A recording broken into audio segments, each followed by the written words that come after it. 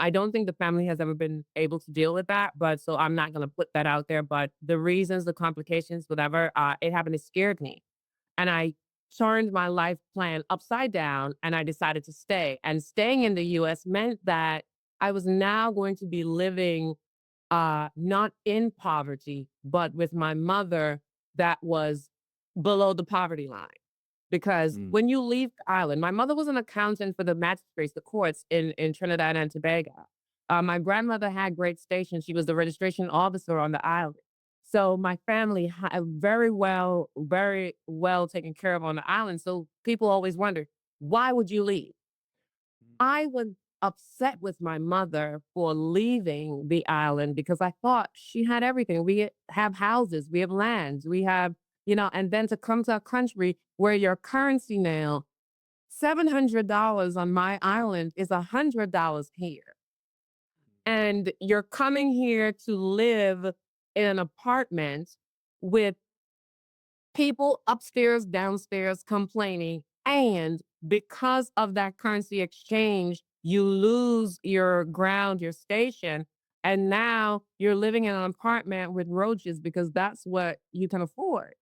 So for me, it was like, whoa. But I was safer here because of the laws, because at that time, I believed I was HIV positive because of the molestation. And so I believe that in the US, they would have given me the medication that I needed. But I also had to process that and get it to my family. And then through that, realizing that I'm trans and not having the language for it, but knowing this all my life. So for some people, your trans identification comes at a certain time. Like you live the way your parents assign you. But for me, I knew from 3 or 4 that, look, this is not it. I was not planning. When I found out that I could not give birth, I was so ecstatic because I did not want my body ruined. And I was only like 5 years old. And then they explained it to me and it was even more depressing. So I get to the US here and I realize that life has changed and now I have to start from the bottom to get to the top. Then I leave my mother because she doesn't understand my identity. And I come into New York and that's the whole different ballgame.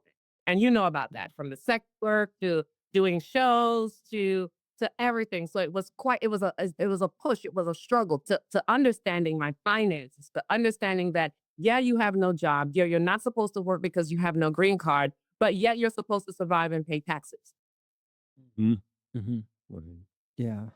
So you had a confluence of traumatic experiences going on, and you're moving across the world in a whole new land that it doesn't sound like you had necessarily planned on landing in necessarily.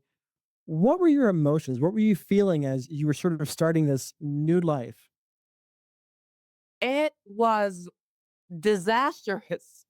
It's like your whole life is turned upside down. Now I'm not being picked up by a driver to take me home. Now I don't have uh someone doing my laundry and ironing my clothes for me. Now what I have is I'm going to the basement to do the laundry and we have to have enough quarters in order to be able to do it. And my mother's taking care of all that. So it was beyond upsetting. It was something that I felt that could have crippled me because I could have Mm. given up. Because here's the thing, in your lowest time, people will provide you with alcohol, drugs, everything like that, but they will not provide you with a solution or a way out.